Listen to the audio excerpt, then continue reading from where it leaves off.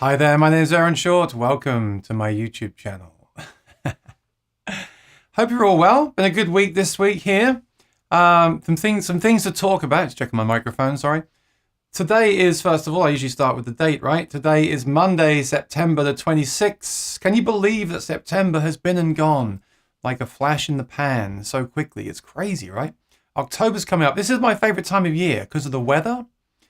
And the weather here is very nice, but it got very cold the other night. So I don't really enjoy that. I know we've got some bad weather coming in to some people, some of our friends around the USA. So I hope everyone's doing well and staying safe as well in regards to that. But yeah, the year really has just flown by for me. And I'm sure for a lot of other people too. It's been a weird one. But today I thought I'd start off with some feedback, for want of a better word, about the lyric system. I did what I said. I took it to the gigs and I used it. So I'll tell you how it went in a minute. Start with that to recap from last week's live stream. And then in the middle of the show, I think we'll have a topic now. So I'll have a topic today of the new guitar. Did you see that Martin released another new model? That's right. They released another model of a Martin guitar.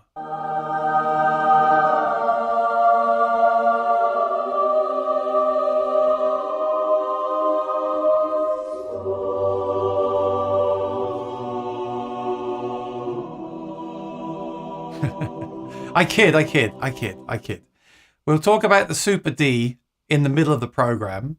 And then at the end, I'll take any questions. So if anyone's got any questions about gear, if you want to ask me any question about gear, or what I use or what I recommend, put a Q. Is it a Q? Yeah, put a Q. And I'll get to those at the end of the program. So important to put a Q for a question because I'll come back at the end and just do Qs, all right?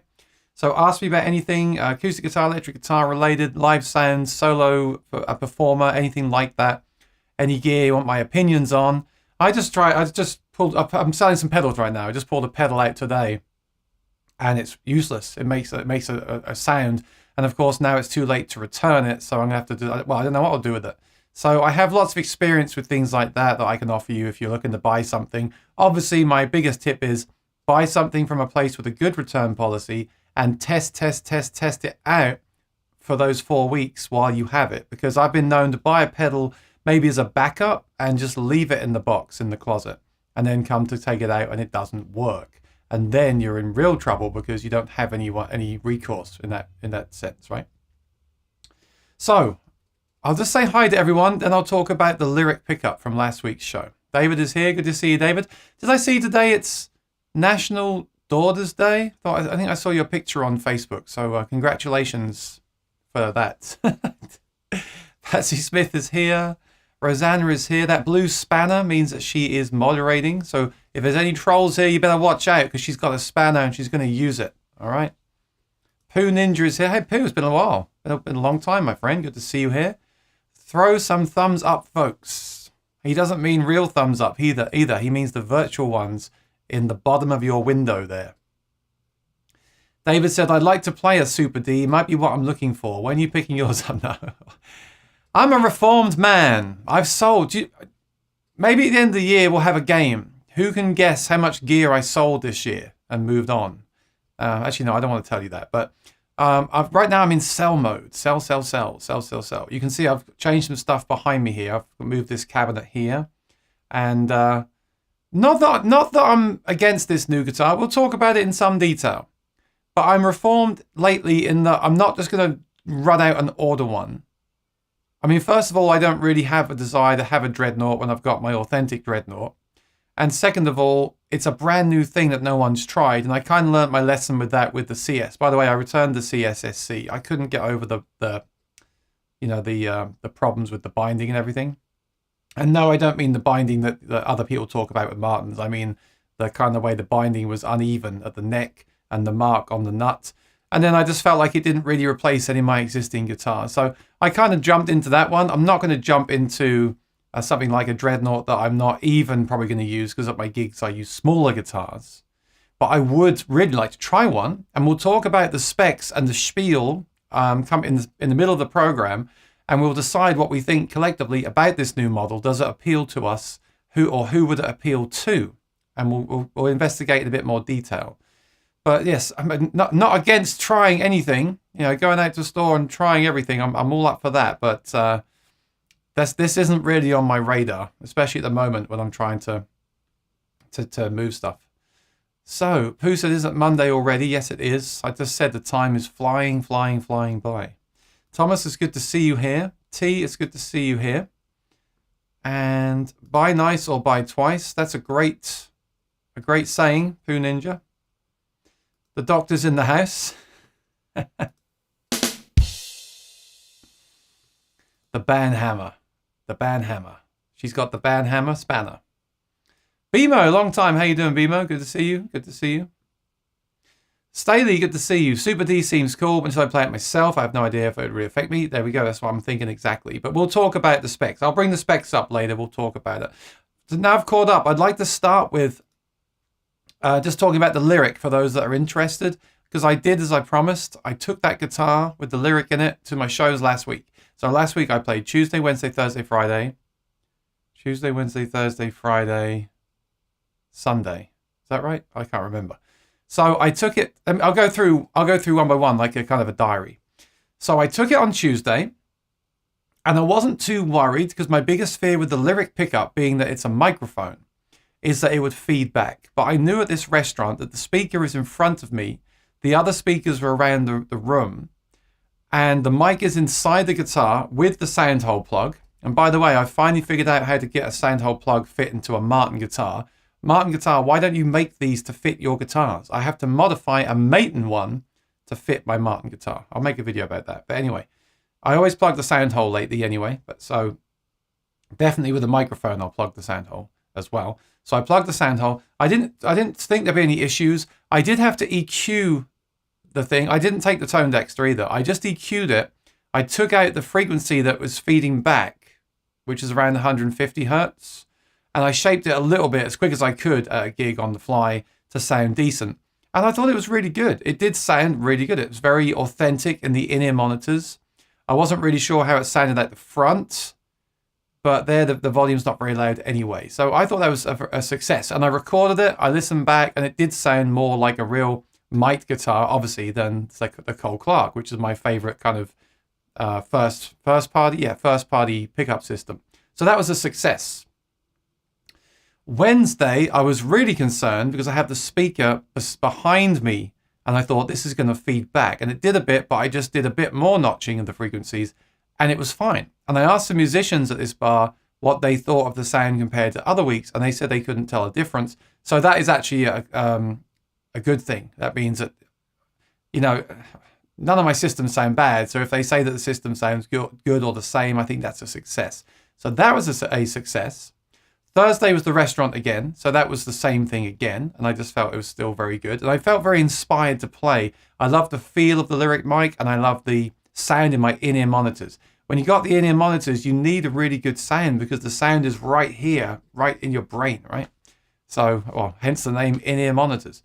So that was a success. Now, Friday, that was the ultimate test. That was a dive bar, and say that in the nicest way in case they're watching. Let me rephrase that. That was a sports bar. In fact, it was a sports bar because I started to play Sweet Caroline and I got told off for playing Sweet Caroline.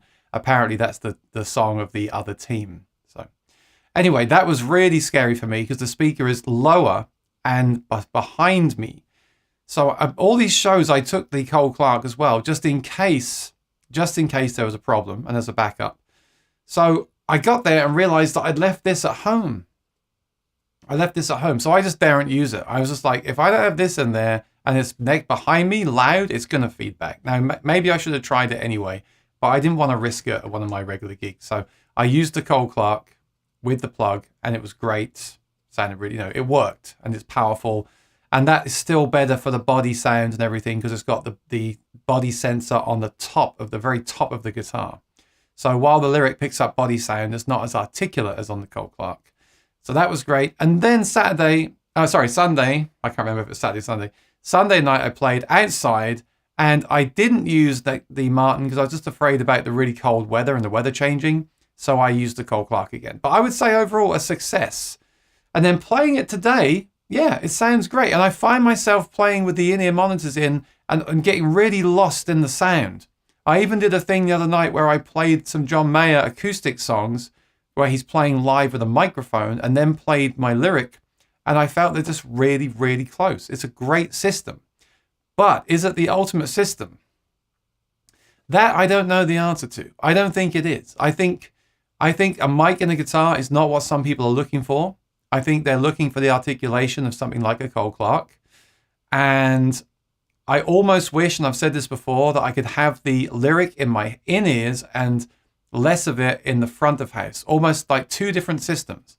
Because for me, in my in-ears, the lyric mic is perfect, but the front of house might be better with something like the three-way system in the Cole Clark.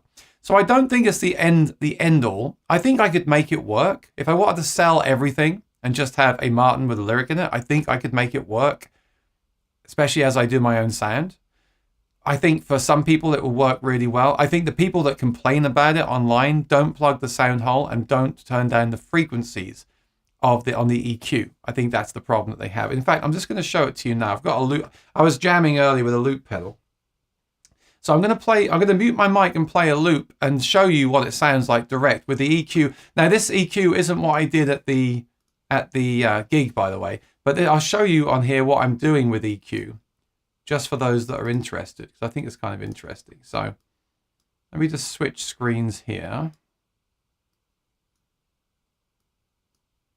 This is the kind of thing that I did. All right, this is the kind of thing that I did, just in case you're interested in getting one of these. And I'll probably put this into my review as well, but let me just play the recording back without the EQ. And if you've got headphones, it'll sound better.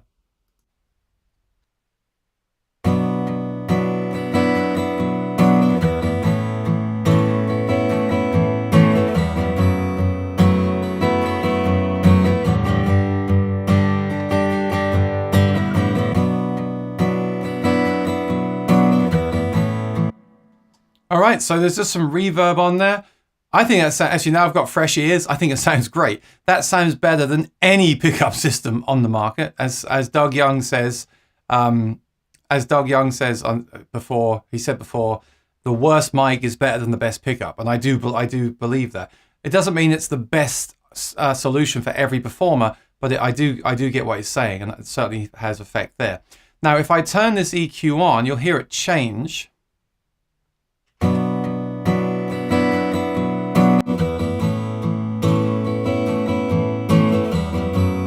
So I find that a lot more natural. And basically, the problem you have with this system is this frequency right here on most guitars, especially my guitar, probably all guitars. You see this one here is 144. So what you do is you turn up the level of the frequency. I mean, it'd be great to have this at your gigs, and some pedals have this ability to turn this up with a narrow Q. You see how narrow that is? And you basically just scan through until the guitar feeds back, and then you bring it down. So on that guitar that you saw last week, that is the frequency that's doing that vroom, vroom, vroom. In the room, when you tap on, just tap on the top of the guitar, it's going vroom, vroom. That's that frequency. So with this plugin, you can literally bring it down 20 decibels. So what I would do is, in a quiet gig, I'd leave it like around -3. And then if I heard feedback, I'd just keep bringing it down, down, down, down until it went away. And then the other frequency is this one here. I find this on all guitars, I have a problem with this with acoustic guitars, that D string has like a overtone ping to it. And I think it's like a Rosewood kind of guitar problem. I hear it on lots of guitars all the time, but it comes through the mic really obviously on the lyric. So again, I found what frequency it was, which was this one, 179. And I brought it up until you could hear it, and I brought it down. Now I'll just play them and just bring those up so you can hear them. First of all, let's hear that low woofy one that feeds back. So that's 144 hertz, okay?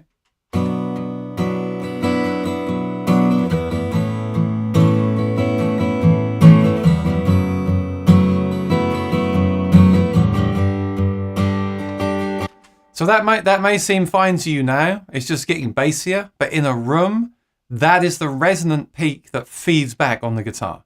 And with a system like the Anthem, they have the undersaddle covering those frequencies. So the mic isn't involved in that. And that's why they do it, because the undersaddle pickup can take those frequencies without feeding back, whereas the microphone or a soundboard pickup will emphasize those frequencies and take off. And that's the reason why we have the feedback problems with that. And the upper register, this would be the same as something like the Anthem. So 179, but I just got this horrible ringing sound. Check this out. I really hate this sound.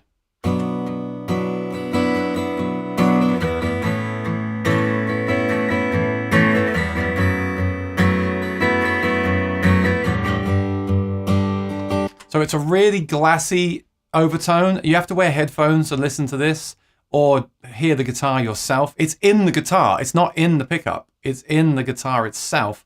But I think because the pickup is attached under the bridge where the string is, it's hearing that sound and putting that out there even louder than an external mic would do. But the great thing with EQ is you can take it out. And by the way, you would do this with a recording anyway. I'm not fixing a problem with the Lyric microphone here. I'm just shaping to get the best tone that I can. Also, that guitar has a bit of a weird honk around the mid-range, so I took that down, and that was it. So with those 3 bands of EQ, and the worst culprit really is this one here, the 144, as long as you've got a way, like a pedal or something, or a mixing desk with you where you can get rid of that 144, you can, and a sound hole cover, you can play the gig. And then if you've got a more advanced EQ like this one on the screen, then you can go in and shape what you're doing. So you still need this really with a Maton, a Cole Clark, and an Anthem, but you need it less so because you're not going to need to take out that 144 because all those systems I just mentioned use the undersaddle for that frequency. They don't feed, well, they can feedback with enough volume. They will still feedback. Anything will feedback with enough volume. But because they use the undersaddle for that frequency, it's more robust. It's more resistant to feeding back than the microphone, which is picking up everything. That's the one that takes off. And a real microphone outside the guitar would as well. So that's what I found. As long as you've got something like this where you can go in there and take out those problem frequencies with your guitar the mic is hearing, and you cover the sound hole, then you can use it and you get one of the most natural sounds you'll ever get. So I do think this is a great option for a lot of people. And you've heard it. I mean, it sounds amazing. It sounds incredible. Just a little bit of reverb, a little bit of EQ. It sounds really natural. If you want the natural sound, it's great. But I've got a feeling that in the future, something like a K&K with no battery in the guitar, just the 3 pads on the guitar, and an external IR process that mimics the external mic, not the mic in the guitar, will sound even more natural and be even more useful. But no one, in my opinion, has done that yet. I think Tone Dexter got the closest by having their own soundboard pickup and the Tone Dexter. I think someone needs to make a smaller Tone Dexter that sounds one-to-one with a microphone and that soundboard passive pickup. And I think that will be the ultimate solution for in the long run. But that's just my opinion. So this is definitely worth checking out. I'm really quite amazed by the tone of this. Let me just play it for you one more time. That this is my guitar straight in. So if you were at a gig right now, this is the sound that you would hear through the PA system.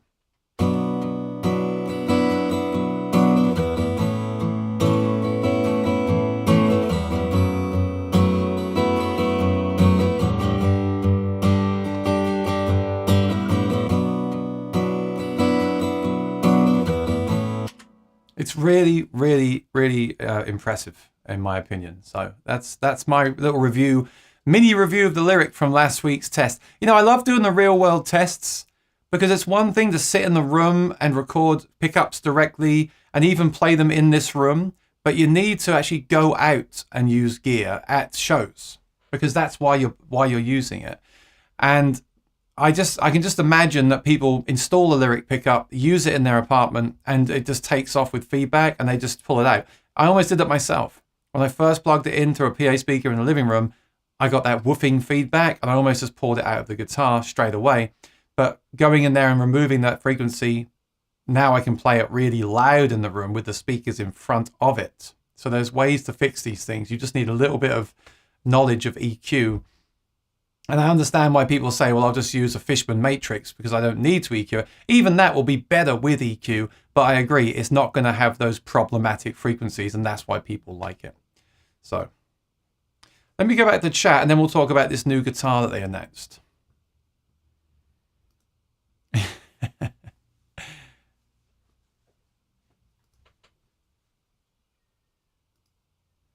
Yeah. I'm gonna make some videos. I think I always say this on the Mondays, but I want to make some videos just like my thoughts, because it's a lot of work to make a full-on review and demo, and it's good to make a full-on review and demo with examples because you're proving to the viewer about what you're saying. Now, not necessarily, because I could be tweaking things, right? And it's just over YouTube. I want to give more my thoughts. So, for example, a video on why I didn't keep the CSSC would be something like, it plays great if you want a really thin neck and you're used to electric guitars. It has a great sound for the size of it, and it has a very impressive sound plugged in. But for me, it's kind of down the middle.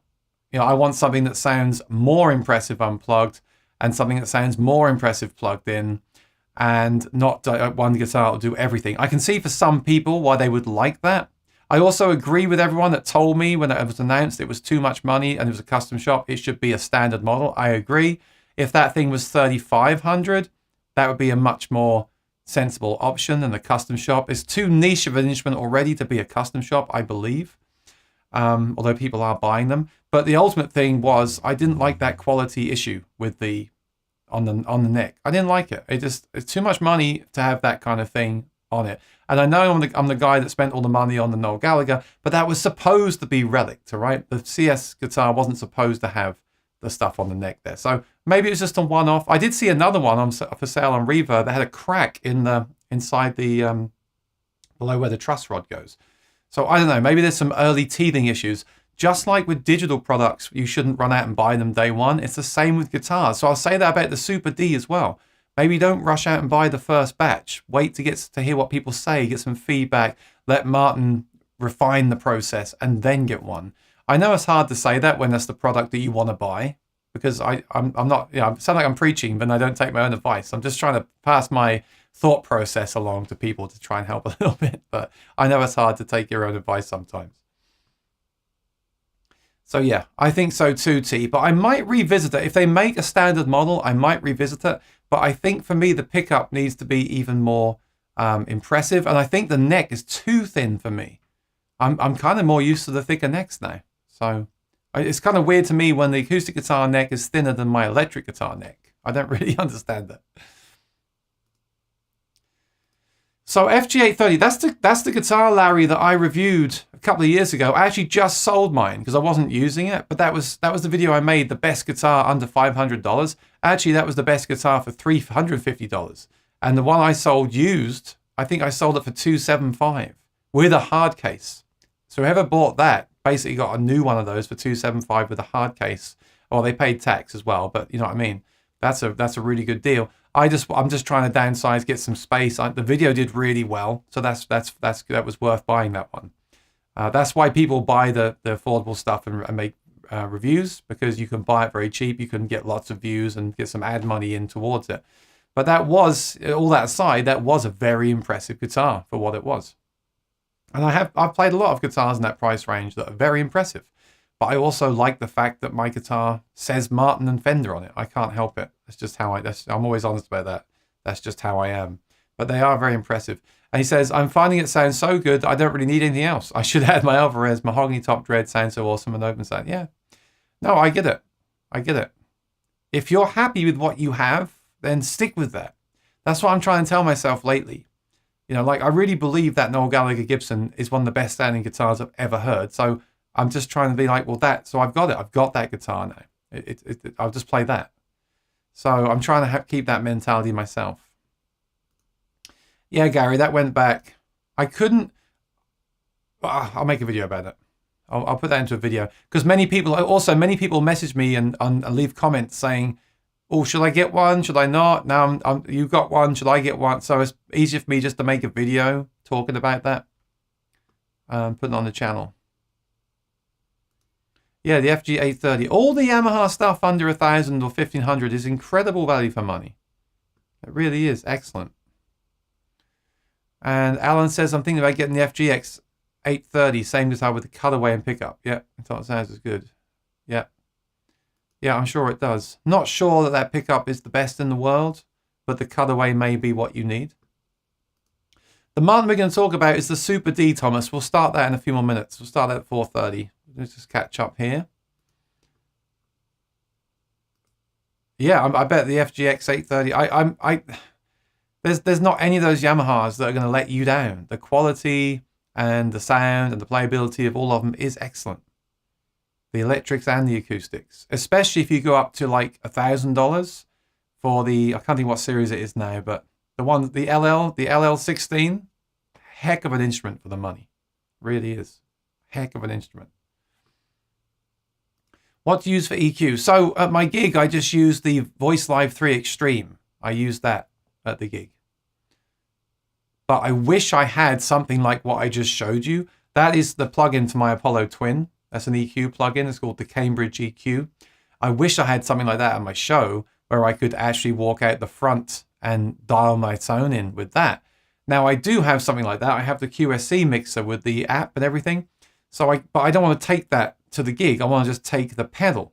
So I just wish there was a new pedal like the Voice Live 3 where you could do that. That'd be so useful. But alas, no one has made these products that I wish they would. Staley has to go. I'll watch the replay. No problem, Staley. I appreciate it. Excellent demo of the offending frequencies. I agree with your EQ choices. Well done. Thank you. Yeah, it takes a while. I remember when I started these acoustic pickup reviews, I remember getting the K&K and the Lyric years ago and being very frustrated because of the feedback. It took me a long time to realize some basic fundamentals, which are you have to use this. I used to think this kind of got in my way and changed the tone. Now I don't think it does. And again, I'll make a video proving that about these things. But I use these all the time now because they stop echoes in the guitar when you're looping. And they also prevent feedback. And some people say, well, my guitar doesn't feedback. Okay, fair enough. But there's always that time where you accidentally walk in front of a PA speaker or you accidentally turn the volume up too much and it feeds back. And that will give you more resistance against that. So I think these are really essential. And then the EQ, again, there's always that frequency in the guitar. Now, even if you've got an undersaddle pickup that doesn't hear that frequency as much as the mic or the soundboard pickup, it's still there. So it's so useful to know where it is and pull it out. And all you've got to do is tap on the top of the guitar and you'll hear it like starting to go. And then you just bring that one down and you take it out. So it's really useful stuff. I'm going to come back for the cues at the end, T. No one watches on Facebook, David, but I get the feature now, so I leave it. All right, let's get into this then. We're going to talk about the Martin Guitar Super D, or the Super Dreadnought. So we'll start with Rosanna's comment because she's moderating. And then we'll go into the history of this. So Lee is stuck at work, but we were talking about the Super D last night. He loves the idea of it, but thinks it's expensive for what it is and wouldn't buy it without playing it first. Well, Lee is a wise man. A very wise man. There he is, look. Hello everyone, I'm working, can't get away, so I'll trust Rosanna to talk for me with a scared face. So, the Super D. Now, this was actually... I'm gonna test you now to see how much of my channel you've watched. The Super D was I don't want to say it though, but I have to. I've said that, and I'm not. The Super D was mentioned on my channel a couple of years ago, and then no one really said anything. So it's not like people were then like desperate to get one or anything. And to be honest with you, I forgot all about it. Okay, so. Last week, I've got this new app. And last week, I was watching this concert. This is the concert that I was watching. Do you know who these people are? There's this really good app, and I can't think what it's called right now, but they're broadcasting concerts. About a month ago, they had John Mayer, and I watched John Mayer, and it was a really cool show. Actually, he was playing his guitars, and the first guitar's pickup died, the battery or the cable or something died. And I was going to talk about that. I never did, but that was a really great show. I really enjoyed it, and his guitar sounded really good. He had a drummer with him. So did you see that show? It was for charity, so I paid. It was $20, and it's for charity. So I watched that show. I really enjoyed it. I believe you get to watch it for a week. I believe you can subscribe to the app and watch all the shows, but I'm just doing the shows that I want to see. So about a week ago, they said on the email blast, they said Tenacious D alive. And I've always liked Tenacious D. So they're very sweary and they're very kind of over the top, but I've just always liked them since their first album. I do a cover of the song Tribute. I always thought that was a fun song. So when I saw they were going live, I paid another $20. Was that for charity? I don't know. Anyway, I don't mind. You know, I gotta say with this app, it's really cool because although you're just watching a YouTube video like you are right now, you're watching it live and you kind of feel like you are there because the quality is excellent. The quality is so good. But you know it's at the time, or there might be a half an hour delay, but you know it's basically at the time and live, and the quality is fantastic. So I don't mind paying for those concerts at all. And they're also exclusive to the app and they look really good. I'm not going to play the video because I'll get hit with a copyright strike, okay? But basically, actually, is this? I think some people may have uploaded the concert to YouTube and the John Mayer one as well. Although that's not really cool because if they were for charity, they're not making the charity money anymore. But anyway, that's another thing. Back to this performance. I noticed they were playing these two Martin guitars. So these are Super Ds. So they sent Tenacious D the Super D. Not sure what I think of that. It seems kind of out of the ordinary for Martin Marketing to do this, but they did it. I'd love to know more about that, why they did it and how it came about and what Tenacious D think of these guitars. But it was funny to me because I was actually looking at the Super D right here. And yes, they did look big. The Super D is an enlarged Dreadnought, okay? So they do look big, but they look big on these guys anyway because these guys are not very tall. So I knew they had these new Martins. You can tell they look fairly new, but I didn't know what they were. I just thought they were Dreadnoughts from the custom shop for Tenacious D.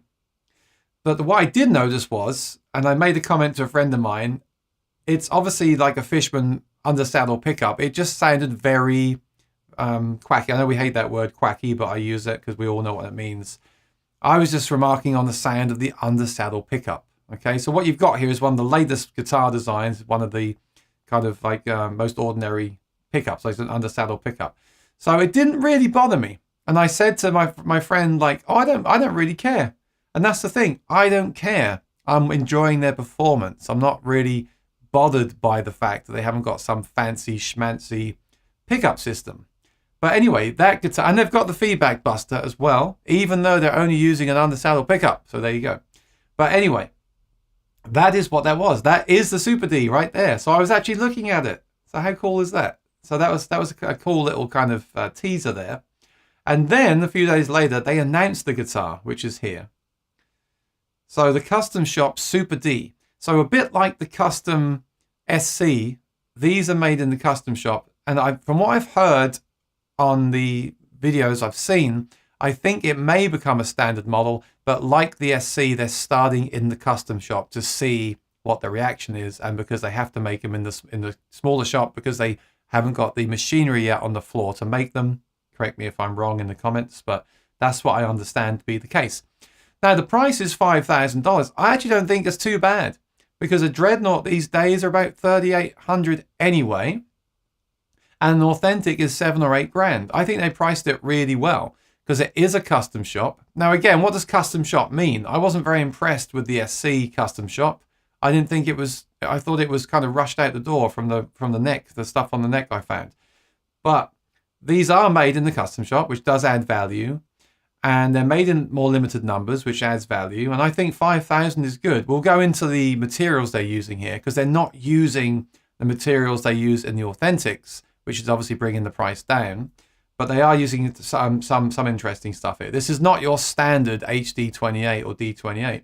So I think the price is very fair, actually. I'm fine with the price because it is a custom and it is a new design.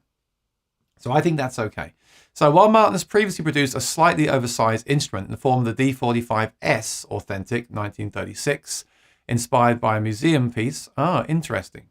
So they have made something oversized before. The Super D is now the largest body size in Martin's product line. It has an internal air volume approximately 20% greater than the standard Dreadnought. So when they say standard Dreadnought, I presume they mean the D28, right? So 20% bigger, effectively boost the bass output while maintaining accurate mid and treble frequencies. So this is the first thing that puts me off personally. I don't like overly bassy guitars. It's not really that I like bright guitars, but when you get a ton of bass, it can overpower the trebles, and it sounds muddier. So that's my fear with this. It's going to sound really boomy. Now, some people like that. Some people that don't have a bass player at their blues jam or their bluegrass jam want a ton of bass. I know I got friends like this. So I totally get that they will like this. For me, the reason I'm not ordering one is because I don't want that. I would like a louder guitar, and they're saying that this is 12 decibels louder than the standard Dreadnought. Now, 12 decibels louder is loud. 12 dB is loud. But I've heard statements like this before, and it didn't really translate like that. When you say 12 dB louder, like, how are you measuring that? So again, I need to feel and hear it in person. And also the guitar is then going to be larger. And Dreadnought is already quite a big guitar. I find the OMs and the GPCs very comfortable. So we're now talking about an even bigger guitar than the Dreadnought, which some people don't play when they get problems with their shoulder, things like that. So you've got to factor that in. The whole guitar will be quite big. Will it fit into your guitar case? I guess it will come with a special hard case. Will it fit in your gig bag at that size? I don't know. Haven't played one. If it's louder, that's appealing to me because there's times when I play outside that I want a really loud guitar. So that does appeal to me. But there's other factors enough to stop me from pre-ordering one day one. And I'm also trying to behave myself. But that's the reason. But I definitely, like some of our friends said in the chat, I definitely want to try one. I definitely want to play one because I might be proven wrong. I might strum that thing and it blows my head off. The proof is all in the pudding, isn't it, as they say? Definitely. So let me just finish this statement here. Also includes a new proprietary bracing pattern to maximize tone and volume, although it is still a scalloped X brace from what I read. The Super D consistently tests near 12 dB above the standard Dreadnought. I mean, that is loud, but the thing is, my Authentic is much louder than the HD28 that I compared it to when I still had the HD28 that I sold. The Authentic was noticeably louder.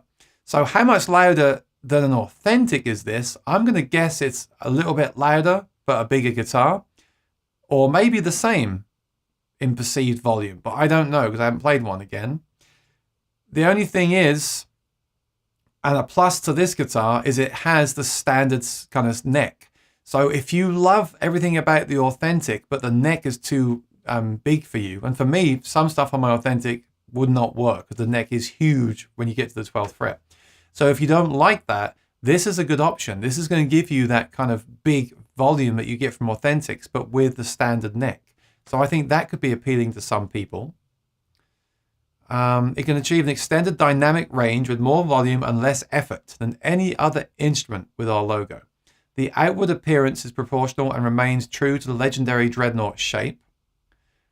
And the standard scale length and standard depth allow this special new design to be easily played by artists of all skill levels and across a multitude of genre. Okay. This model is available with high flame Koa or Guatemalan rosewood back and side. So you've got these two options, right? You've got the Guatemalan here. So the Authentics used to use Madagascar. Now they're using this Guatemalan. And you can also get this one with the flame Koa. Some people love the look of the flame Koa. So you'll notice as well, it has the 3-piece back like the 35 guitars have as well. And I gotta say, it does look very nice. I would go for this one if it was me. I would go for this. 3-piece back, I mean, I'm kind of indifferent. I don't look at the back anyway. And, I know why they're doing that. They're doing that because the back is so big, they need a huge piece of wood. So the fact that the way that they're using the 3-piece back means they can use smaller pieces of wood because there's 3 pieces there, not just one piece. To find one piece that size with the enlarged body would be harder to source. So that's why they're doing that. So that's cool. That makes sense. It looks really. I mean, if this is how it's going to look, it looks great. It's got the modern decal like you get on the Modern Deluxe. Okay. And I think it looks fantastic. Now let's see what they're actually using here. So these are available only at Custom Shop expert dealers. So they can be a little bit hard to find. But let's see what we've got here, what we're talking about. So 14 fret guitar, dovetail neck joint, of course. X-brace scalloped, so it's like an HD28. Sitka spruce with VTS. I'm not really that into VTS. I take or leave it, but some people like it. But a Sitka spruce top. Okay, so there we go. The authentic guitars have the Addy tops. So some people say that adds a lot of volume to a guitar. So why didn't they use Addy on this? Well, it would have put the price up. That's why. But I wonder how loud it would have been if they'd done things like that. That's my question. But Sitka spruce is fine, and some people prefer it because it's not quite as aggressive sounding as Addy when it's not broken in. Then you've got the rosewood back and sides, medium gauge strings, which you could change to lights. Of course, you'll lose some of the added volume, but that's what Dreadnoughts ship with, the 13s. And you've got gloss finish, 1 3/4 inch nut. So very modified lower oval, high performance taper neck, very standard stuff like a standard guitar. It's just a standard guitar with different back and sides and bigger, basically. That's what they've done here.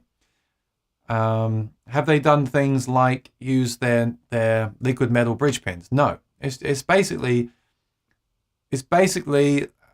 am I right? An HD28 with a 3-piece back and different back and sides and a bigger body. I think that's kind of cool though.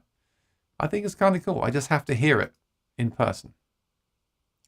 So mahogany neck, again, all very, very much like the standard HD28, D35 kind of stuff, bone, nut, saddle. Yeah, so it's plecked because the authentics are not plecked. So I like guitars that are plecked. They can get very low action too. So I think everything here is great. The only thing I would change here maybe is I may not have done the VTS top myself, but it is what it is, you know. I've played some VTS tops that I thought sounded great and some that I didn't really care for. It's more the overall guitar than just that, I feel. So I think these will do well. Let me know in the chat what you think of this guitar. I'm not a huge Dreadnought fan, even though I'm 6'5". I guess I am a huge fan, but I'm not a huge fan.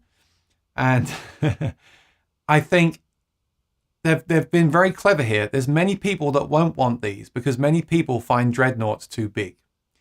But there's people out there that play bluegrass and play acoustically and they don't want pickups in their guitars. So they just want a really loud guitar. So they're giving you here a loud guitar, a really loud guitar, supposedly, for $5,000, which again is not that much more than a D35 is these days. And you can brag that it's made in the custom shop and is a new design. So I think the price is really fair. It really all comes down to me. How does it feel? How does it sound? How does it feel? So it's comfort, basically. I think the neck will play well. I think it will play well. I think it'll just be, does it feel like it's a massive guitar when you're playing it? And does the sound compensate for that enough? I don't know. I think that's what I think will happen. I think some people will play them and just say it's not. I'm uncomfortable, because I hear that a lot now about Dreadnoughts anyway. But if it really does give you 12 dB more and really like blast the room, then I can see a lot of usage for a guitar like this. There's always those times when I play an acoustic guitar and I just think to myself, it's not that loud. It's just it's not loud enough. And that's why I like to plug my guitars in. So this could be the answer to that. And then you've still got the under-saddle pickup in there. Wait, sorry, it doesn't come with one. You could install an under-saddle pickup. You could install a K&K. Now, all that added bass with something like the Lyric we mentioned earlier could be a problem, but you can just notch it out like I did earlier on the demo. So this with a pickup may not be the optimal usage of it, because it's obviously designed to be loud acoustically. But if you're not into pickups, if you're into microphones, if you're into playing acoustically in small to medium rooms, then this could be the answer for you. So I don't see a huge market for it, but I do see a market for it, and I think they'll do well. I think they'll do well. Whether they'll make it a standard series, I don't know. I can't see that myself, but who knows? I guess they're testing the water. Maybe these will sell really well and sell more than the standard Dreadnought, and they'll just make all the Dreadnoughts bigger. So the only thing I was wondering is this. Do you think they will make other body sizes supersized? Because I was thinking, I like the OM28, and the M36 is kind of a bigger OM28, but would they make like a super OM28? Super OM? Would they make a super M? So the M36, but bigger? Would they make a super, would they make all the sizes super? Or is there too much overlap with what they already have? So is a Super OM basically just an M36? I don't know. And then this is 20% bigger and 12 dB louder. This is very cynical now, but are they going to make an even bigger one in 3 years' time? So are they going to sell these for 3 years and then say we've made the Super D 30% bigger and 15 dB louder? So you want that even more volume? Are they going to keep pushing the volume thing? Like this one's louder, this one's louder, this one's louder, this one's louder. I don't know. But, you know, I think it's cool. I think it's really cool this year we've seen these new models. I do. I think it's cool that these companies like Martin and other companies are putting out new products. As I always say on the channel, you have to, right? Paul Reed Smith says, without putting out new products, you die. And that's the reality of it. You can't just keep selling the D28. You have to bring out the Super D. You have to bring out the CSSC. You have to bring out the Shawn Mendes model discount. You have to keep bringing out new products to keep interest and keep sales driving forward. You can't just sell one product your whole life. So that's why they do it, and I get it. But will these products be better or more appealing than the standards? Because obviously, I'm sure their best-selling guitar is the OM28 and the HD28 because they're great. They're just great all-round guitars. They're priced well. I mean, the prices have gone up about $1,000 in the last 2 years, but then so is everything else, right? So I think it's exciting and cool that this is happening. But I think as a consumer, we must sit back and see what the real reviews say, not just the paid demos. We must see what the real reviews say and try to get one of these in our hands at the Custom Shop Expert dealer. We have to go and play them, or maybe at the factory they'll have them. You know, we need to play them and see, like, is this actually something that I can use? That's the important thing, rather than just jumping on the latest and greatest. So now I've said all that, I'm going to read your comments to see what you're saying about this guitar. So my question to you, I guess, is, are you excited? Do you care? Have you ordered one? Are you interested in buying one? What are your thoughts on this model?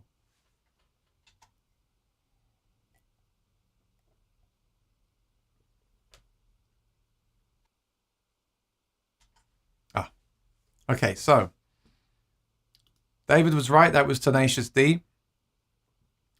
They're among the first to take the new Ds out on the road. So actually, so I'm wrong, aren't they? They are amplifying the Super D, although they're amplifying it with an undersaddle pickup. But they've always used undersaddle pickups anyway, as far as I'm aware. So that's fine. So there we go. I guess Martin proving that to us all, like you can gig with these, you can plug these in and they won't feedback, even though they're massive. Maybe that's why they did it. A company with Martin's prestige should have better quality control. They should be embarrassed for trying to sell out guitars to customers with obvious mistakes. Now, I agree with that. And I'll be honest, I was disappointed with the look of that SC custom shop. I'm not willing to spend that kind of money on a guitar with that quality control. At the same time, people always tell me, Aaron, you know, guitar is about the sound. So the truth is, if the sound of a guitar just blew me away and everything else just blew me away, I could overlook stuff like that. I might ask the dealer for a discount. I could overlook it. But I was surprised. I'll just say that. I was surprised. And then on the other hand, it just seems the norm now because there's all this demand for products and products have to be made. I do think companies, and this is just my opinion, my experience and what I've seen in the real world, I do think standards have, well, I don't want to say standards have slipped because there's always been issues with production guitars and things, that there always has been. Let's just leave it at that. I was disappointed with the quality of that being labeled a custom shop instrument. But I didn't really see it as a custom shop instrument. I think it was just made through the custom shop because they had the tooling to make it. I don't think an actual custom shop would have that. And then on the other hand, maybe it was just a one-off. And it was fine because I could just return it. But I was a little bit surprised. Yeah, I was a bit surprised. And I hope things don't continue that way. But we'll see. We'll see. I'll keep an eye on stuff as I go around the stores, and I'll let you know. But this has happened with many companies. Even like Gibson a few years ago, there was all the thing about, well, if you buy, I was told by stores, if you get one, it's going to have marks on it. It's just how they are now. I mean, what sort of a thing to say to a customer is that? And actually, the Gibsons I've played have been fine in general. the ones I've seen lately in stores and the Epiphones, they're very, very well made. So I don't know. I think a lot of this is just our experience. And that's why, like with me, maybe that guitar I got was just the only one that had that cosmetic thing on it. Maybe I'm the only one. I don't know. But I couldn't. I just could. And the other thing with this is, the problem with this is, if you're not 100% sure about a guitar, well, first of all, if it costs that much money and you decide to sell it a year from now, you're going to lose money on it. And second of all, if it's got any cosmetic issues, you're going to lose even more money. And that's the biggest thing for me. I've come to realize lately that buying used is the absolute best way to shop. And we'll talk about this another day, but buying used is the best. Okay, I agree with that. If you do buy new, you want to try to get some sort of deal if you can, but you at least want to get something that is new. Because if it's not actually new, if it's got some kind of defect or scratch on it, then it's not new. You might as well have bought used and saved the money. And when you sell the guitar, you'll always lose money when you sell a new guitar, 90% of the time.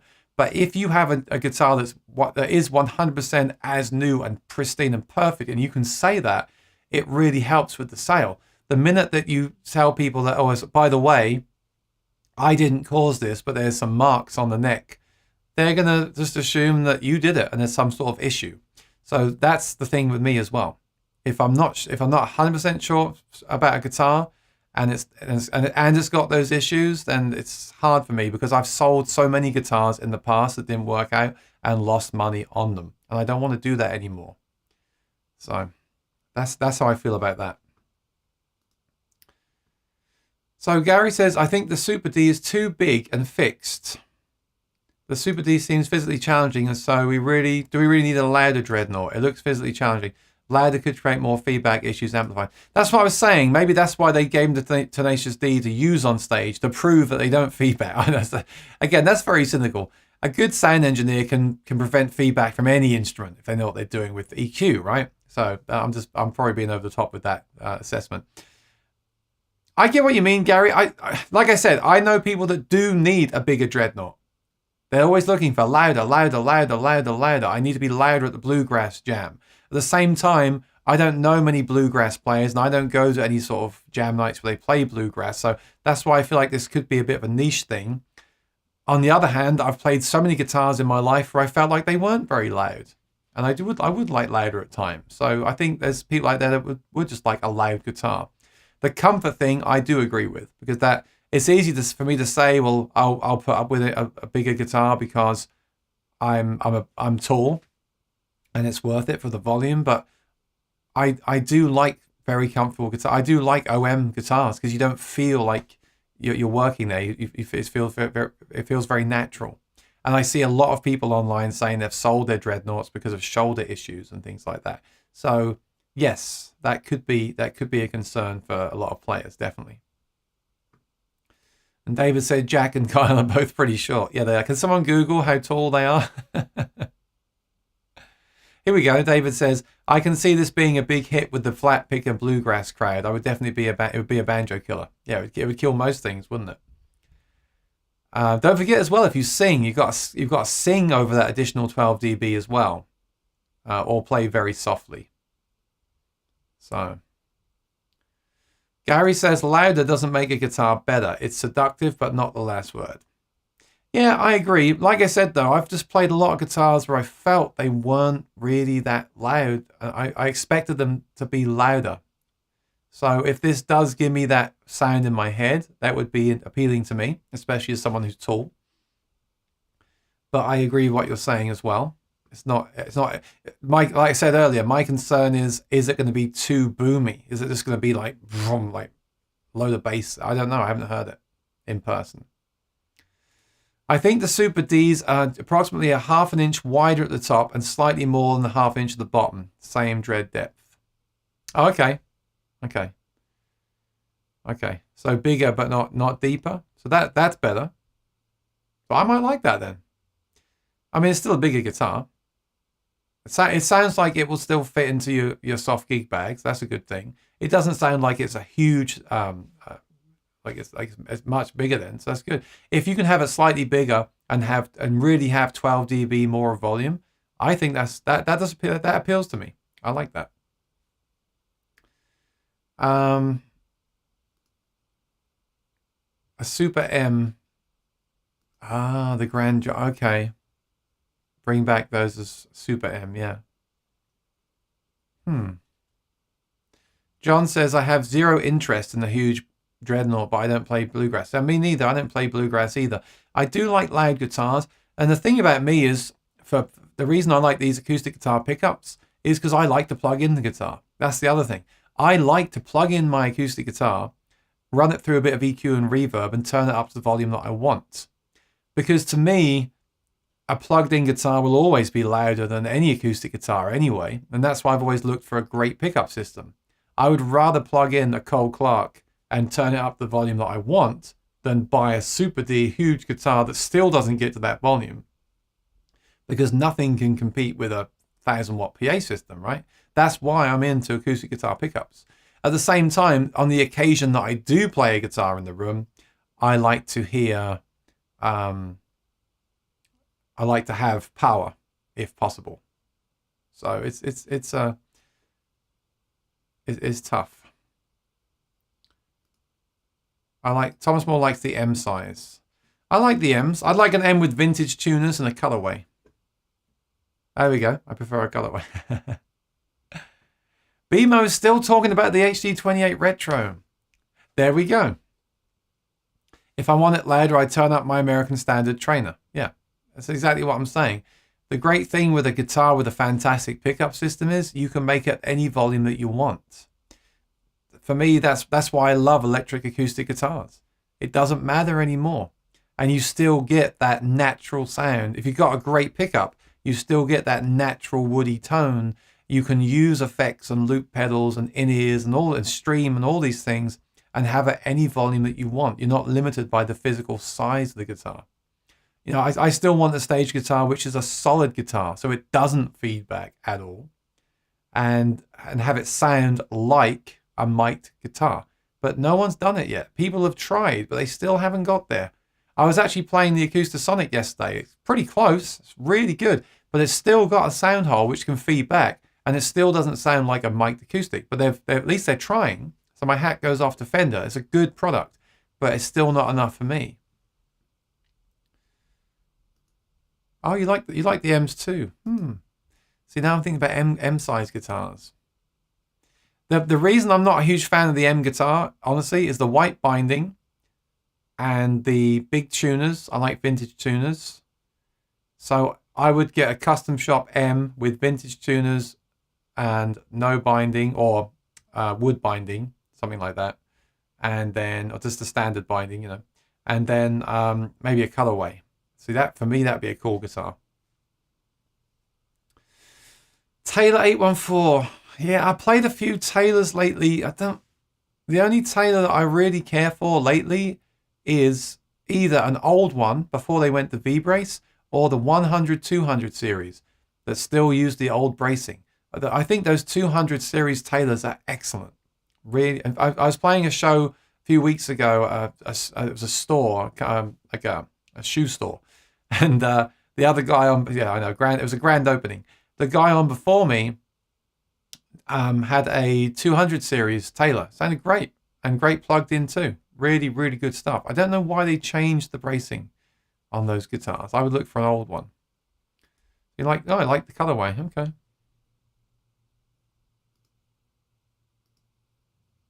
The favorite Martin I played recently is what?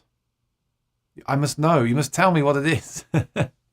Rodrigo, how you doing? What do you think of the Super Dreadnought, Rodrigo? Yeah, I tried the Brook. I wasn't that blown away, I have to admit. I think I like the OM more, OM28 more. But again, it's all personal preference. So I think most bluegrass guys and girls, of course, are going to be putting a microphone on their acoustic. This seems like it would be much more like the feedback with the extra bottom end. I'll just stick my HD20. Yeah, I agree. I do agree with that. If you put a mic in front of this, then all that bottom end could be problematic. But then again, not if you know how to EQ the disc. So I get what you're saying. It's going to have more low end. Doesn't look to be a fast playing guitar. Well, it's going to be a faster playing guitar than the Authentics. That's what I mean by that. Vincent, hi from Paris. Good to see you here. And you've got a question. Okay, so I'm going to start. I'm going to do the questions now. So that's let's just summarize that. That is the Martin Custom Shop Super D, $5,000 from your dealer that does the custom expert guitars. No one has said they're going to buy one. So this will be an interesting one. I know I've got one friend that's ordered one. I'm not going to tell you who it is. It's not me. And I look forward to his review, as a friend of mine says to me all the time. I look forward to your review. So yeah, not for me. I would rather have a really great sounding OM28 or M36 with a pickup that I can just turn up and have that natural sound live than a big guitar like this. But there are occasions when I play outside where I need a loud guitar. But I wouldn't spend $5,000 just to have that for a couple of shows a year. I would just look for a loud guitar that I can play really hard outside. So, yeah, interesting. I look forward to hearing more about them. And I think they're now starting to ship. So we'll look forward to seeing what people say about them in the forums and places like that. I haven't heard about the Super Dread, but volume is not important for me since I play mostly solo as a singer-songwriter and play and sing softly. And I'm always plugged in live. That's the thing for me. I always plug in. That's why these pickup systems are so important to me. I always plug the guitar in. So I just want it to sound great. But the thing with me is I also want it to sound great when I do unplug at home as well. And that's when you can get problems. Having that great acoustic sound and that great electric sound, they don't always go together. The Cole Clark is pretty muted acoustically, but it works really well on stage, I think, for that reason. And maybe the reason why this OM that I tried last week, not OM, the Triple O. I mean, the Triple O didn't have a problem with feedback because I knew how to EQ it, but I'm sure it had more resonant frequencies than the Cole Clark would have because of the light top and the thin top. So yeah, that's one of the problems. There's not many dealers that are going to have these. It's going to be hard to get your hand on one of these to actually try it out. But yeah, I'm not.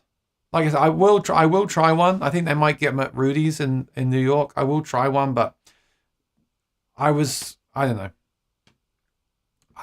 I think it's cool, and I think it's cool that Tenacious D have them. All right, let me answer any questions that we got today. So that is the Super D from Martin Guitar. And when I'm not plugged in, I only play and sing softly, so I'm pretty happy with my regular guitars. Well, the thing is, you already have an HD28, which is a fairly loud guitar anyway, and as you say, you play it softly to sing over it. So I can see why you would have no interest at all in the Super D. The Super D is for bluegrass pickers that want to take that guitar to a jam and lead the jam night, right? So I totally understand that.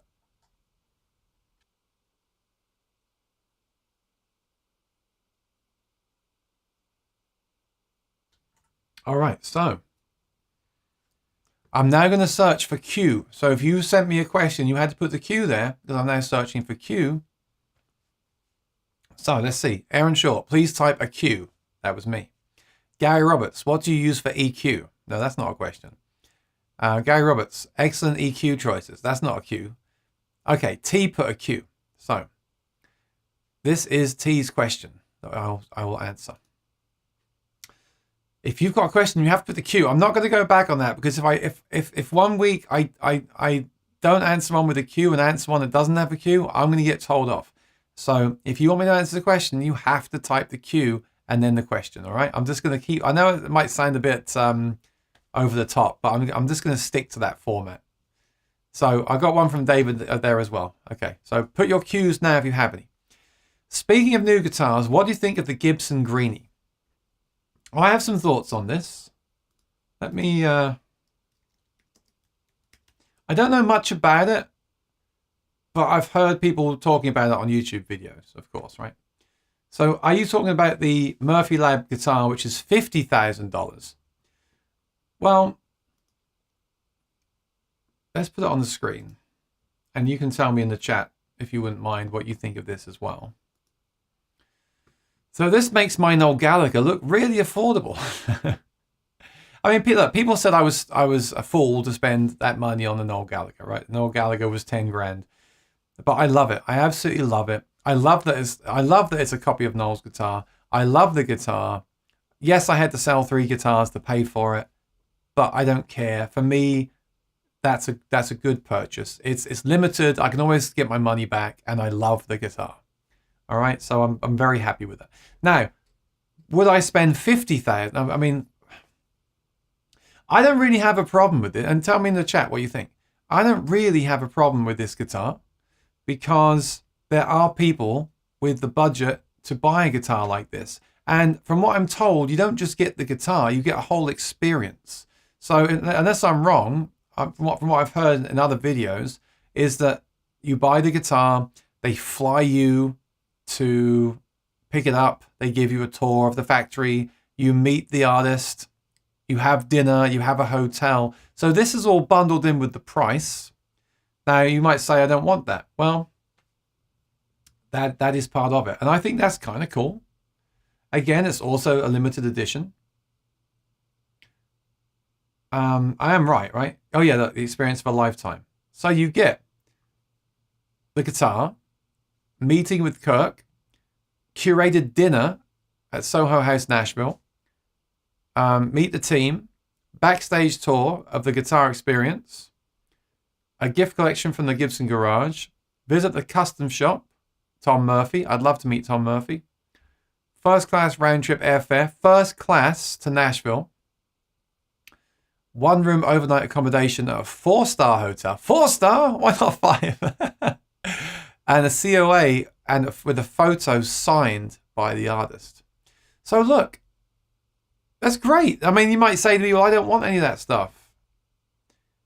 But there's a lot of value there, right? There's a lot of value there. It's a cool thing to say you did it. If I was a billionaire, I would do it. I got no problem with it at all.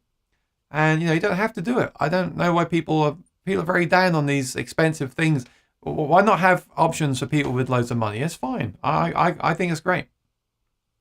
I really think it's great. I got no problem with it. I mean, I'm not going to buy one, but only because it's not within my budget and means. If I was a fan of this artist and I had loads of disposable money, I would do it. I probably would do this. So I don't know. And then what I also heard is that they're not allowing people to resell these. So you can't buy one and then try to resell it for 75 grand. Now, I guess there's a couple of things here. First of all, you get that experience once. So you can't sell the experience. So I quite like that because the part of this value of the 50K is probably about 10K in experience. So when you come to resell the guitar, you've already had that. So it's harder to resell the guitar. And the other thing, which is quite controversial that people are talking about, is that they're not allowing people to resell them. You have to sign some kind of agreement. You know what? I love that too. Just my opinion. I know when we buy something, we should be allowed to resell it. And I do agree with that. And it's not that I haven't resold things, because I have. But lately, it's completely out of hand. And all the Noel Gallaghers that I see that people have bought are on Reverb. And I don't like it. I don't like that people are buying those guitars and reselling them day one. Like, it's one thing if you buy it and you use it, and then a few years, or even if you keep it and a few years later you decide I want to sell that on. But to buy it just to resell it the same day, I don't personally agree with that. And if I hadn't have got mine, I know I'd be very upset. Because I was looking around at the other ones anyway to see how they look compared to mine. And I was just thinking, like, if I didn't get mine when I did, I'd be really annoyed. I'd have to be then deciding, am I going to spend extra money on the guitar? So I know this is a whole topic for another video, but I'm personally kind of glad they're going that route with this to stop that. And like I said, I do want a Les Paul, but I don't want this Les Paul. And even if it was like an Noel Gallagher edition Les Paul and you got to meet him, well, yeah, I'd love to do that. If I could do it, I would love to do it. But I couldn't do it. But yeah, I mean, look. This is obviously a controversial topic, so just let me know in the chat what you think. I just think it's another tier to the thing. I don't see why all guitars should be made available to everybody at like low prices. I think it's fine to have the low price guitars, the mid price guitars, the mid to high, and the high. Yeah, I don't know. I'm not really bothered because I'm not I'm not it's not an artist that I'm following. So that's kind of how I feel about it. And I think it's interesting that they're doing it. But I'm sure now I look in the chat, I'm going to get a lot of mixed comments in there. So let's see what you think.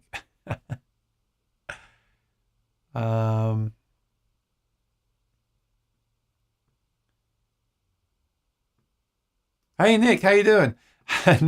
Nick, what do you think of the of the greenie? I was looking for my capo. Oh, here it is. Look, I really use it, Nick. I really have one on the desk. You see that? Look, I really have. That's Nick from G7 Capos. There you go. Very, very good. Good stuff. Good stuff.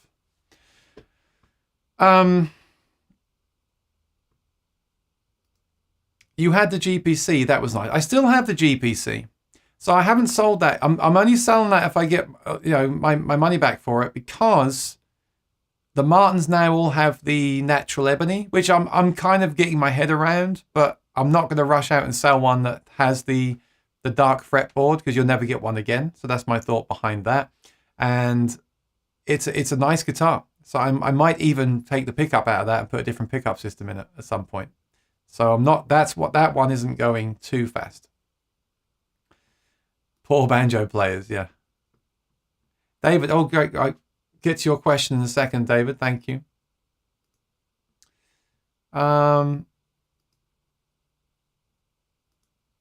like someone in that income bracket to adopt me. I mean, like, I don't know. I'm honestly looking forward to your thoughts on this. I gave you my honest thoughts, so I'm looking forward to yours. David says a pass on the greenie if you can afford it. More power to you. That's how I feel. If you can afford that guitar and you're a fan of the artist, why not? I think it's great. And there we go. Isn't that the proof? They made 50 and they've all gone. I mean, they sold. There is a market. There is a market for that kind of product. So I'm not kind of mad that I can't afford it. I think it's fair enough. I don't know. I love the Repro Greenie. I saw Gary Moore play it live. Nice.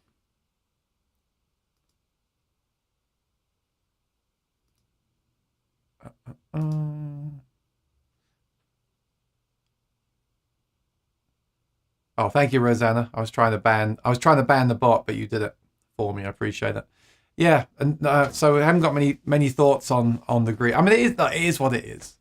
I'm sure it's a great guitar. It's an incredible experience, but have you even got the money to even contemplate doing it? And they all sold out anyway. And you know what? When stuff sells out, they're gonna do it again, aren't they? That's the thing. The problem with the Noel Gallagher edition guitars is that they all sold out because people bought them to resell them. They didn't sell out because people wanted to buy them. But again, that really is a topic for another day. So I won't get into that too much today. Thomas Moore, I'd rather have a Jimmy Page or a Gary Moore Les Paul, or even a historic. Yeah. Okay, let me go back to the cues again. We'll wrap this up.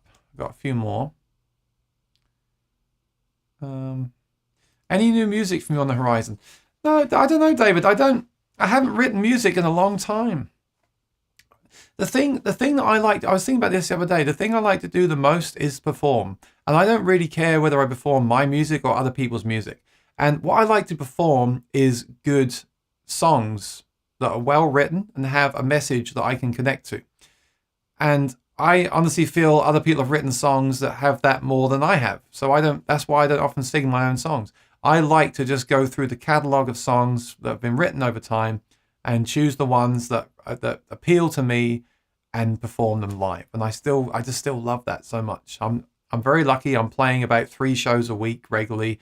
And I'm doing events, one-off events on the weekends sometimes, and that's what I do, and I love doing it. I love playing like acoustic guitar. That's why I'm so into this like pickup thing. I want to be inspired by the sound, so I love playing the acoustic guitar through the pedal. I can loop, I can jam, I can improvise, and I can play songs that are really well written by whoever wrote them, And then sometimes I like to play in a band as well, because that's just the same thing, but a different experience with other musicians. So that's honestly my favorite thing to do. I mean, so one day I may sit down and try to create some music. It's not something that I'm really passionate about now. My passion really is to go out and just perform. I love to go out and perform and interact with people and socialize. And I've always loved the thought that you're going into a bar where people are watching sport or talking about their day at work, setting up a PA system and playing to them. When you think about it like that, it's kind of nuts, isn't it?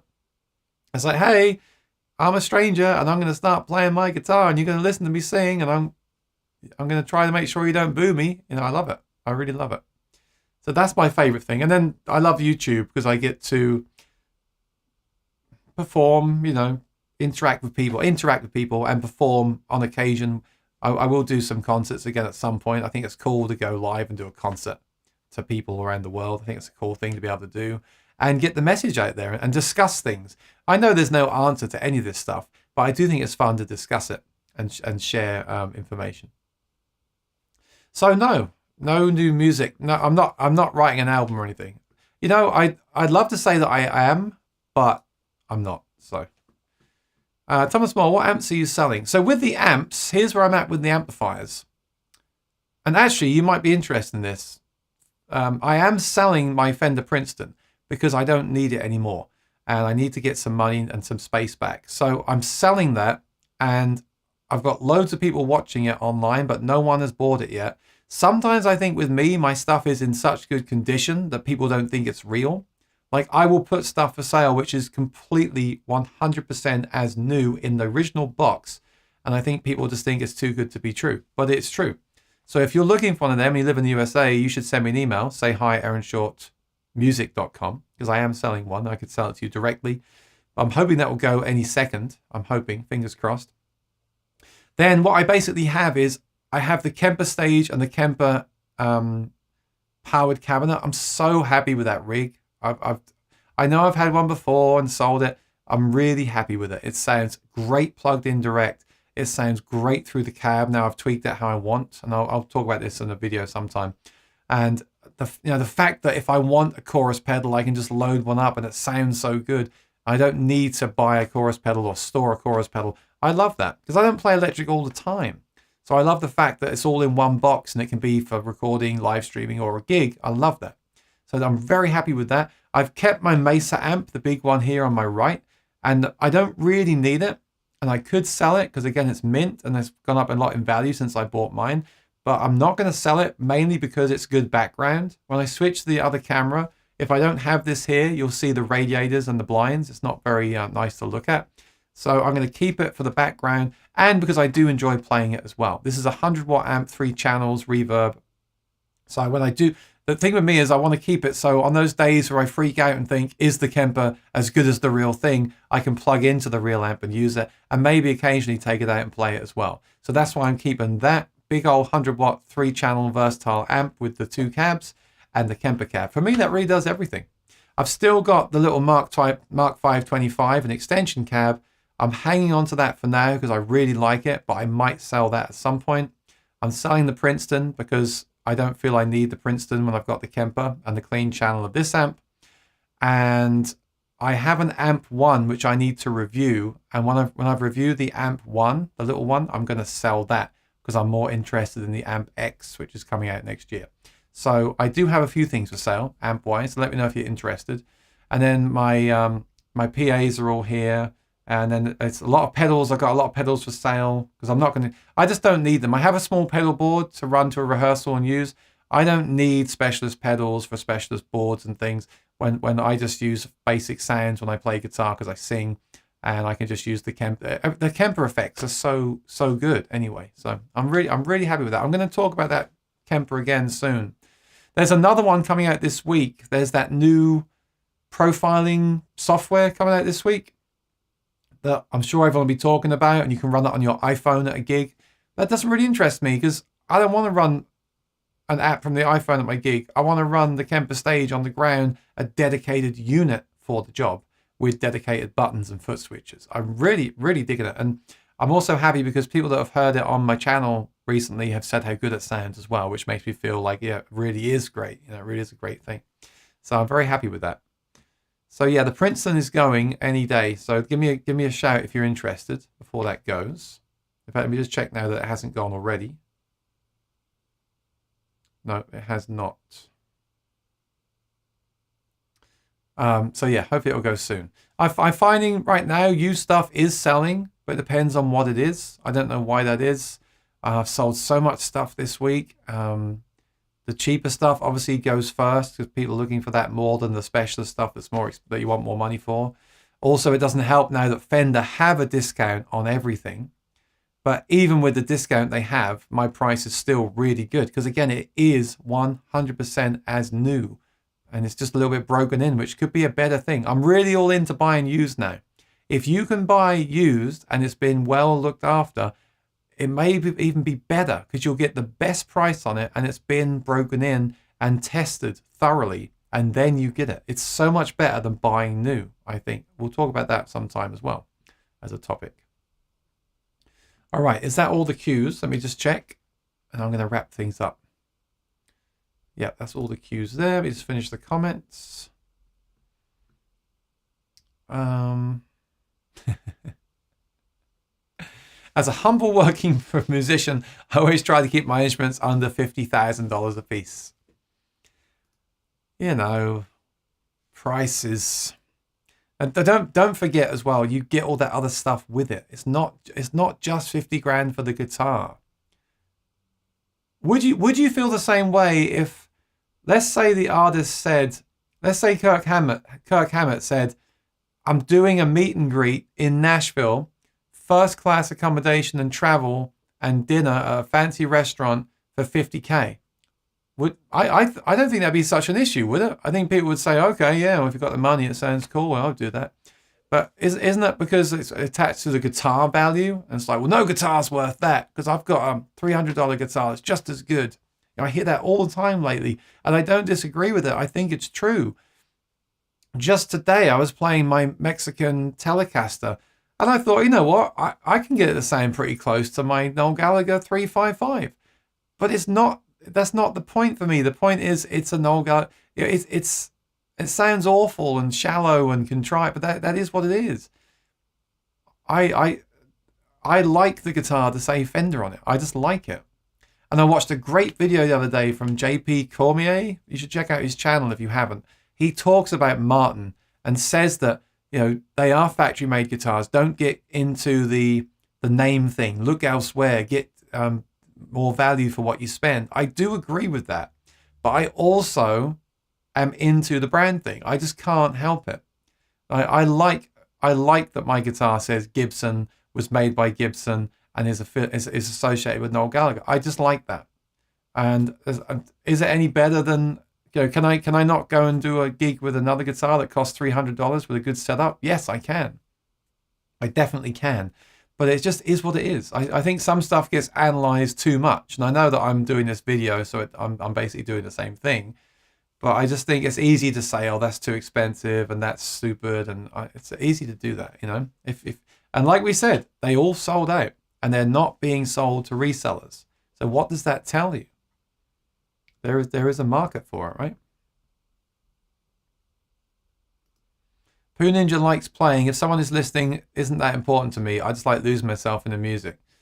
Yeah, me too. It's very important to me that I'm enjoying the music myself, but I also enjoy when I know people are enjoying it too. Maybe that's maybe that's a really bad thing, is it? I don't want to think about that too much. The 50 grand one, and there's UK Collector's Choice 18 grand, and I think there's a 20. Oh, okay, so there's different versions of it as well. That's cool. Don't sell the Fender. Well, the thing is, Pooh Ninja, I have to sell. I don't play many electric gigs. I have the ability to plug into the interface, all right, and use stuff. And the Kemper is so good. I know the Kemper is a digital temporary product, but it's so good. And I did plug into the Princeton, and it didn't really give me anything that, say, my Mesa amp doesn't give me. And sometimes the Mesa amp gives me more because of the additional controls. And it's only 12 watts as well. If I was using a Fender amp in the future, it would probably be a deluxe because it's more wattage. I don't think a 12 watt amp will even work for me at a gig. So there's so many things about that are not working for me. I did want to keep it and compare it to the new Tone Master version, but I just don't. That's just something I'd be just for the sake of it. So I would rather get a deluxe reverb if I got into a band or something anyway. And I just need to get rid of stuff. That's what it comes down to. So like I said, the Kemper is an amazing tool. The big Mesa amp is really fun and nice to have. The Princeton for me then is not serving a purpose. So that's why it's going. Yeah, people say that. But the way I see it, it doesn't have a direct out. It's 12 watts. I don't know. I mean, what if I was recording in the studio? I would agree with that. But I prefer the Mark 525 because it's twice the wattage, has a really good direct out, has 2 channels, and has an EQ, so I can really make any tone that I want. The Princeton doesn't give me everything that I need. So that's why don't change my mind. This is very difficult. Like thinking about selling a guitar and an amp is very difficult because I don't want to sell anything, but I have to. So don't change my mind on that. If it's that good, then you can buy it from me, okay? You got my email address. I don't think there's a clause in the contract for reselling. They just wouldn't sell to known resellers. YouTube channels do. Okay. I thought there was something you had to sign to say that you would not. But maybe that was wrong. Link to Reverb doesn't work. It doesn't? Okay, I'll fix that later. No, but I haven't used it. I haven't used it in a year. So, and I plugged it in and compared it to the 25, and I know because even the 25 isn't enough watts for me. So I just know that I won't use it at a gig. Look at this guy. You're still on. Yes, I'm still on. Keep it all. Go away. David saw all the pedals. Yeah. I'll tell you what I just listed.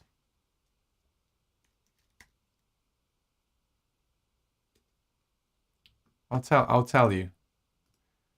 Not that anyone's interested because no one's ever emailed me to get one, which is fine. I don't expect you to, but so just for fun, I'll tell you what I've listed for sale. Amazon Basics drive pedal, which I bought for to make a review on. The JHS Sweet Tea. That's a terrible picture. That isn't mint because when I pulled the Velcro off, it pulled a label off the back. The Align Chorus, because I got the chorus in the Voice Live 3. The Exotic Super Clean, which is a great pedal, but I bought that for a big pedal board, which I just don't want the big pedal board. The Mua US Classic Deluxe preamp. Again, I bought that for a board I never used. The Tube Screamer Mini, I prefer the Moxie. The Mono Flyby Bag, the original one. The Princeton. The UA Starlight Echo Station, again for that board I never made. The Golden Reverberator, again for that board. The Acoustic Preverb, I don't use that because I use the Voice Live 3. The Granite Grey Booster, I got 2 of them, so I'm selling that one. The Dunlop Volume Pedal, I don't really care if that sells or not because I can use it with the Kemper, but I don't really need it. Yeah, and I've got some more pedals to list on there as well. So, all right. David sold an acoustic bass and a Bose battery yesterday. David's very smart. He buys used, he sells. That's a great way to be. Great way to be. Not try and change your mind. I had a vintage Princeton that I love. I had to sell it because I wasn't playing any band gigs. If you're not using it, move it. No, that's how that's exactly it. And I don't think that will do me in a band. If I'm doing a band, I need to get the deluxe. So that's why it's going. I need the deluxe reverb or the twin, and that's too big. So I need the deluxe if I'm playing gigs. The Princeton it's not the right fit for me. It's an amazing amp, and I've used it on the channel, and it's great and everything else. But there's nothing that I can do there that I can't do with the Kemper and some nice Princeton profiles. So that's fine.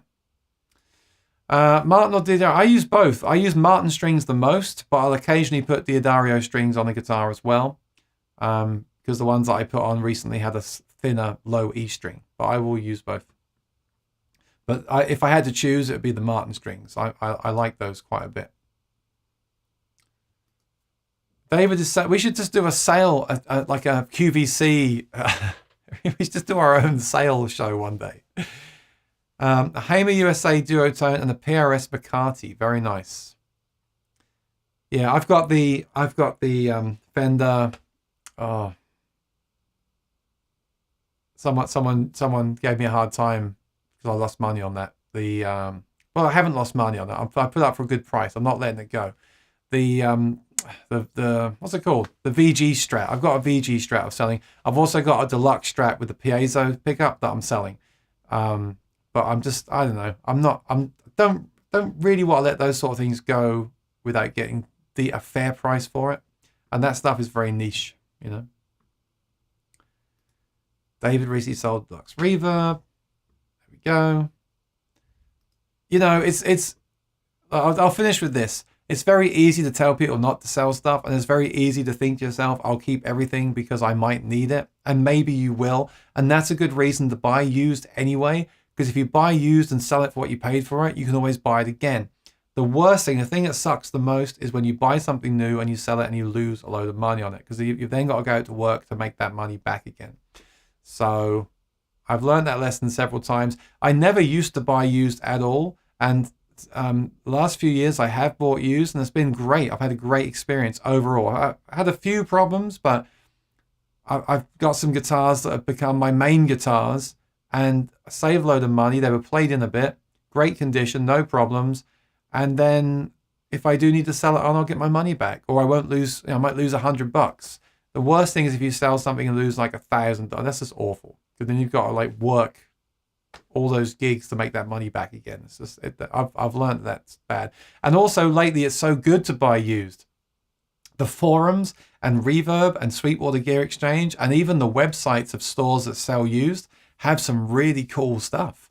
So you can get some really cool guitars that are played in a little bit for really good prices at times. Sometimes people want all their money back or more, but sometimes you can get a really good deal because people need to sell stuff on. So I like it. I'm a total convert to buying used. I think it's the way forward, actually. If there's something you want and you can find it used, that's where you should get it from first. That is the absolute best option. Especially if you buy someone like Reverb, where they'll stand behind you if there is a problem and help you get something fixed or refunded, then I think that's great. Goodbye, Poo Ninja. And Jim, you really are late because I'm now going to say goodbye. So if you want to, Jim, you can rewind and watch the show from the beginning, and I hope you enjoy it. I am going to leave you now. I will be posting a video. My plan still is for a few things that I'm selling to make a review before, or a demo before I sell them, just to get some content. I think my Wednesday is opening up now, so hopefully I can do a video midweek now. We'll see. I always say that and never do it, but I'll see. I will try to. There's a few things that I want to do some coverage on, even if it's just my thoughts on them. So I'll do that. But yeah, I've got to go. I'm exhausted now, and I've got to go to UPS Staples. So I will leave you. Thanks for watching. Thanks to Rosanna for keeping those trolls at bay. Hope you enjoyed the chat on the Super D, and I hope you enjoyed the little mini review of the Lyric pickup. And if you missed it, rewind and watch it back again. Oh, and yes, I'm very excited. David is getting a Martin, I think, a new one. I'm excited for his review because there's a success story of buying used right there. No, I'm not buying a Super D, David. I'm being less spontaneous. I'm not going to buy one. Oh, you mean try one? Yes, I will go down to Rudy's if they get one in and try one out, and then I can give you my thoughts on it. So we'll do that. We'll say that. But I think they're going to come out really slowly, like the Martin SC Custom as well. They're still now just slipping through very slowly. So, Rosanna, thank you very much. I'll see you all soon. Take care and be well. See you this week sometime. If you're new here, subscribe, ring the bell, and then you'll be notified of when I do post a video. See you then. Take care. Bye-bye.